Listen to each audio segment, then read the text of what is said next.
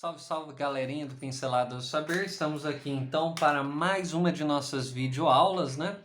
E eu gostaria hoje de fazer um comentário aí muito pessoal, então não estou trabalhando especificamente com a obra de um determinado autor, mas um comentário mais pessoal de um possível diálogo entre Norbert Elias, que é um sociólogo, né?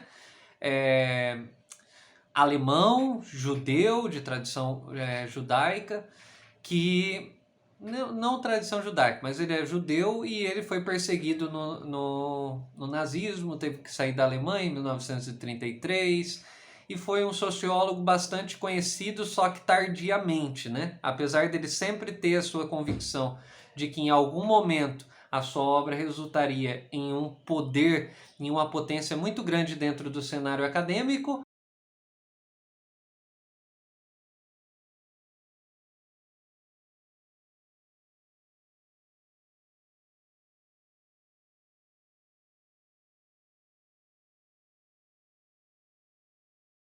mas ele teve que lidar com o fato de que na maior parte da sua vida sua obra não foi tão conhecida. Até ele pediu para o Walter Benjamin outorgar ou fazer uma dedicatória em um dos seus textos e o Walter Benjamin não concordou porque ele não trabalhava com aquilo que era fundamental para o Walter Benjamin, que era o princípio da luta de classes. Walter Benjamin não encontrava isso, então ele falou: eu não tenho como dar aval em uma obra que não passe por aquilo que eu acho que é o fundamental de uma obra intelectual.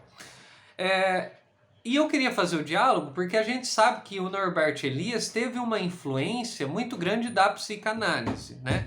Então eu queria recuar ao Freud e tentar voltar posteriormente ao Norbert Elias. A primeira coisa é que o que o Freud traz pra gente? O Freud traz pra gente a ideia de que os sujeitos constituídos é o resultado de uma sujeição social. Repito, os sujeitos constituídos é o resultado de uma sujeição social. Isso significa que nós somos constituídos à medida que nós nos tornamos um eu, né? À medida em que nós somos sujeitos, submissos ao imperativo da sociedade. Isso significa civilização, né? Se a gente lê obras, por exemplo, como Mal-Estar da Civilização, O Futuro de uma Ilusão, a palavra civilização estará sempre em Freud ligada a algum tipo de sujeição, algum tipo de submissão, né? Aí, qual que é a implicação, né, disso, de uma frase como essa? A maneira como a nossa vida psíquica se constitui e tem a ver com a sujeição social. Ou seja, a nossa vida psíquica é também o fruto de uma sujeição social. É também o fruto de um condicionamento histórico. É também o fruto de relações históricas e sociais. É também fruto desse processo, vamos assim dizer. Não, isso significa que a nossa vida psíquica, em última instância, ela não é acabada, ela não é terminada, ela não é totalizada, né? Mas ela é também uma construção. E esse aparato histórico, né? Essa premissa histórica, ela vem com força na sociologia do Norbert Elias, né? Quando ele vai falar sobre sociedade, indivíduos e todos os seus principais conceitos. O que é interessante é que se nós estamos falando de uma sujeição social, isso é, de um certo acoplamento da minha individualidade na sociedade, ao mesmo tempo que nós temos o imperativo da sujeição social, nasce aí também, nesse momento, a possibilidade da revolta, a possibilidade da contradição, a possibilidade daquilo que não é, então, a sujeição social. Ok? Então essa seria a primeiro fator que eu gostaria de trabalhar. Isso significa, então, e essa é a segunda premissa do Freud que me vem à tona, o sujeito freudiano é um ser clivado, isso é, dividido. Por quê? Há um impacto, o sujeito ele é formado por esse impacto, né, da sujeição social. esse acoplamento daquilo que vem e o segura, e o restringe, o sujeita, né? Por isso que se forma o sujeito.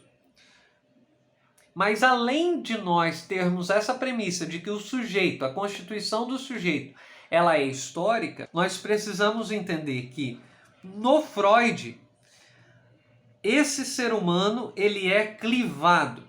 Por isso que o Freud tenta achar em um pronome pessoal, eu, em um pronome indeterminado, isso, a tentativa de demonstrar que a constituição do ser humano, o ser humano se dá entre essas duas realidades, de um sujeito determinado e um sujeito indeterminado, o eu e o isso, né?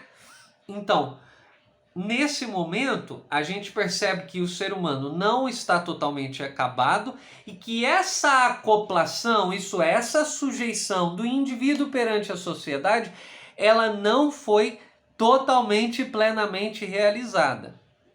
Então, existem variedades e contradições, ditos e não ditos, né? Vamos dizer assim, na própria constituição do aparato psíquico humano. Então, o sujeito é algo que vive entre esses dois pronomes. Nesse sentido, olha só que interessante. Não é uma substância idêntica em que cria e forma o sujeito, mas o sujeito é constituído através de um processo desidêntico e dividido. Porque a conformação não foi uma conformação total. E aí que entra a grande questão que eu gostaria de dizer. Então, são duas coisas que eu queria dizer a respeito do Norbert Elias e essa relação com Freud, que eu estou aqui pensando soltamente, não estou trabalhando com um texto específico dos autores, né? Mas duas coisas específicas que eu gostaria de trazer aqui para nós. A primeira delas é que então o sujeito histórico, o sujeito humano é constituído historicamente e civilização é sinônimo de uma sujeição social. Isso está presente na obra do Norbert Elias, porque é justamente essa capacidade de sujeição social, essa relação de interdependência entre os indivíduos e a sociedade, entre indivíduos e outros indivíduos, essa capacidade de se perceber como sujeitos históricos na formação do mundo e da história, está presente na teoria do Norbert Elias. Então, ele está partindo da constituição e da leitura sociológica de uma longa duração, de um grande e vasto período de tempo, não está partindo de uma análise sociológica sincrônica, está partindo de uma análise sociológica diacrônica. Isso é, o processo histórico é fundamental para que se faça uma sociologia que não seja ideológica, que não seja como que eu posso dizer, superficial, que seja realmente uma sociologia científica. E o segundo, a segunda questão é esse ser dividido, é esse ser contraditório, é essa acoplação que não foi realizada completamente. Então, esse ser que se dá entre dois pronomes, o eu e o isso, um pronome determinado e um pronome indeterminado. Esse sujeito, essa formação do ser humano que se dá de uma maneira contraditória, ambivalente, né? Ambígua, híbrida. E aí é interessante, né? Porque o que eu gostaria de trazer aqui, eu estou apenas fazendo um diálogo porque foi o que veio à minha mente por esses dias, que a gente teve uma aula bastante interessante com a professora Maria José de Rezende, do Departamento de Sociologia da UEL, e algumas dessas ideias veio à tona enquanto a gente estava tendo a aula. A segunda coisa que eu gostaria de dizer é que na obra do Norbert Elias, esse sujeito histórico, ou a constituição da sociedade, a leitura da sociedade, também se dá a partir de processos e contraprocessos. Isso significa que também a contradição está ali presente, a contrariedade. Agora, você pode dizer assim, mas Daniel, se você está usando o eu e o isso, o eu é um pronome determinado e o isso é indeterminado, isso significa que o id, né, ele não trabalha com o tempo, não trabalha com espaço, ele é um outro. Ele é um outro do superego, né? Ele é um outro do eu. Ele é um outro.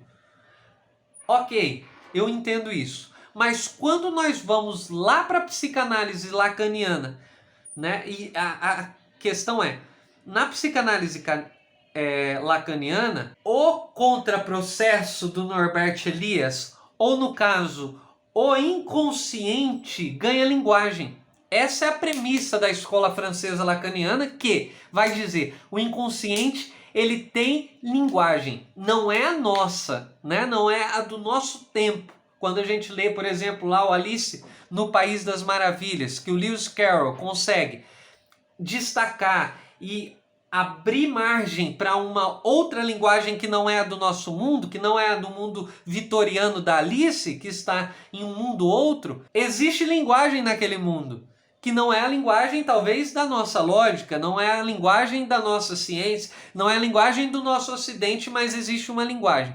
O Lacan ele traz essa premissa de que existe linguagem no inconsciente, que não é a nossa, mas há uma linguagem.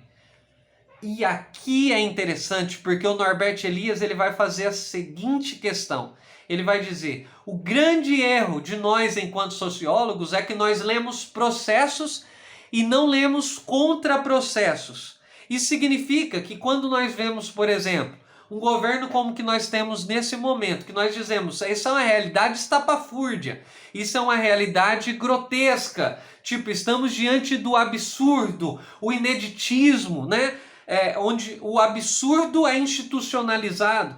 E aí a gente fala assim, da onde surgiu esse governo? Da onde surgiu essa realidade que é tão diferente e grotesca para nós, né? A gente se depara com essa realidade e acha que isso caiu do céu. E o Norbert Elias está dizendo, não. Essa realidade nunca foi de repente. Essa realidade nunca foi algo que surgiu instantaneamente, mas junto com os processos que foram analisados historicamente, existia um contraprocesso. Isso significa a realidade humana estava clivada. A questão é que nós não conseguimos ler esses contraprocessos que eu estou trazendo aqui no Freud como dois pronomes, o eu e o isso, né? O pronome determinado e o pronome indeterminado. E eu estou trazendo aqui então que existe uma possibilidade de ler contraprocessos. Assim como Lacan vai dizer, mesmo o id, mesmo isso, mesmo o pronome indeterminado, ele tem uma linguagem. E aqui no Norbert Elias nós poderíamos dizer que mesmo os contraprocessos, mesmo essas realidades muitas vezes não ditas, não ouvidas, não escutadas, né, não vistas, elas também estavam presentes ali nessa longa duração. Contraprocessos estavam presentes. Ou seja, não existe nada novo debaixo do sol, quase como Salomão diz, né? Você vai diante da realidade e você diz, não, isso não aconteceu instantaneamente, de repente. Existiam contraprocessos que vinham se desenhando para chegar no momento ao qual nós chegamos. Ok? Então essas seriam as minhas considerações aí a respeito de Norbert Elias e a psicanálise, né? Norbert Elias, Freud, Lacan, pensamentos meio que soltos por aí. Beleza? Espero que vocês tenham gostado. Não esqueça de clicar no sininho para você receber nossas notificações. Dê o seu like aqui, comente aqui embaixo e até o próximo Pinceladas do Saber. É hora de dar tchau!